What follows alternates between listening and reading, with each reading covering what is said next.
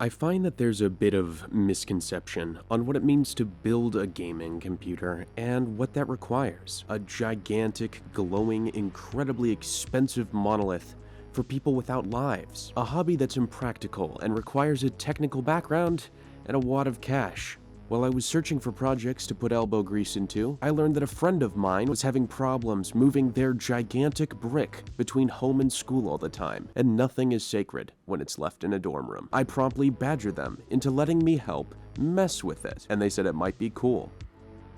So I spent the last few months hyperfixating on every tiny corner of the internet, gnawing on wires, and scooping up the best parts while they lived on in peace and ignorance. I realized that this was the perfect time to prove my theory that you could game on a budget and still get what you wanted.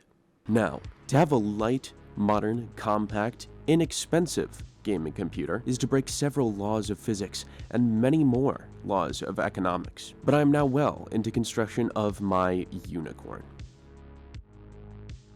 To build any PC, one must start with an understanding of the parts. So here's the barest of bare bones. A CPU or a processor is the heart or brain. It calls for data, tracks where that data must go, and sends it off. You can use them as combs as well if you're a diagnosed psychopath. RAM and hard drives are your short and long-term memory respectively. A graphics card would be the brain or the eyes. It brings all the power of the rest of the system up and lets you actually visualize all the things your computer does on a screen. A motherboard is like your mom.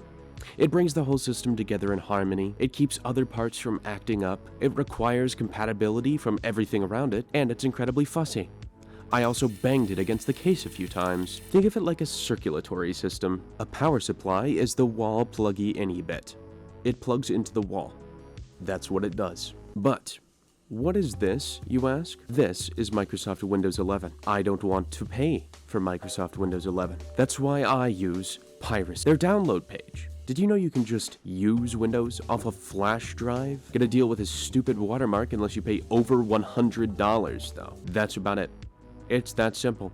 There are no more parts. Building a computer is often compared to adult Legos, and judging by my obsession with both, I think there's a through line here. Without more parts though, I had to make my life harder somehow, so I decided on the stupid idea of a small form factor gaming PC that was cheap and able to be carried easily with a handle. There's a problem with that though. There's a sort of inverse bell curve relating to price when it comes to computer hobbyist equipment, much like other industries. Our motherboard lands right in the schmedium category, which is why it's called an M-ATX board, with the larger E-ATX boards being quite expensive and many I-ATX boards, despite being the size of a pocket Bible, being incredibly expensive. That isn't just motherboards either. Graphics cards and power supplies are similarly pricey based on their form factor. This graphics card is thicker than some people are, and is about twice the cost of a reasonable PC. And this one, the size of my hand, is twice as expensive as that. For that reason, I had to make sure the cheap, fully sized power supply and the medium-sized motherboard I grabbed like a goblin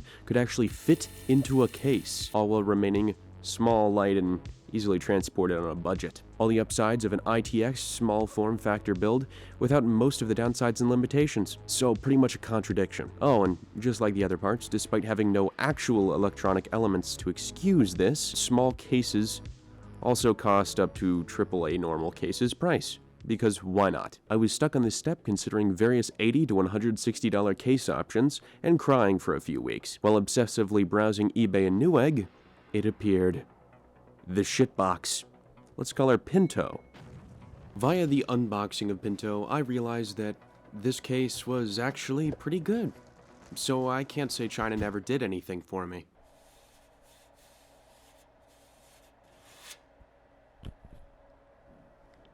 PC. So of course I got to work and immediately regretted choosing a gray set for my gray screws, screwdriver, case, and clothing. I stripped Pinto of all of her worldly possessions and several internal organs and promptly realized that step 2 on the manual was insert your completed motherboard assembly. Insert the mother... Oh my god.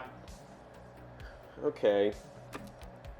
We're a few steps ahead. So I began to work on the motherboard that was very much incomplete. Insertion of the CPU, the cooling fan, and the RAM sticks. Normally there's also a hard drive or SSD here, but I'm going USB gang until the mail arrives. Then came the torturous task of fitting a square peg into a slightly smaller square hole, and the hole also had tiny little screw bits that needed to fit precisely, or attempting to move this thing would be similar to trying to relocate a sandcastle in a tsunami. Next would come the power supply and the graphics card, which sounds easy on paper, but I have bloody hands proving it is not. Ow, shit! Fuck! China has me 2-0. Once I cable managed and shut Pinto back into box form, I'd created it. I'd created my masterpiece. Not that she's done, of course. She needs real storage, a couple fans, and some genuine cable ties, but she works. At least I hope so.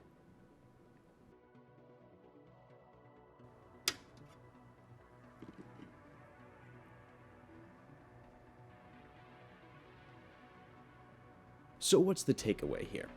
Do as I say, not as I do. You can actually build a computer for like $200 rather than $3,000 and change? Nah, I'm not sticking my nose into any of that. The reality is, this stuff is fun. And painful. It's rewarding. This computer will be headed to my friend after the winter break, when she's fully optimized, benchmarked, and field tested. If you want to build a PC, just build a PC. I'm a dumbass. You can do it too.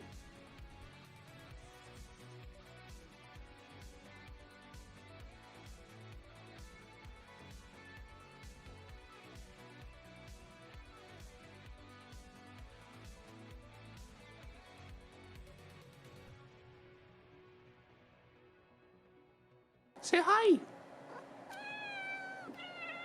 Okay, that's good.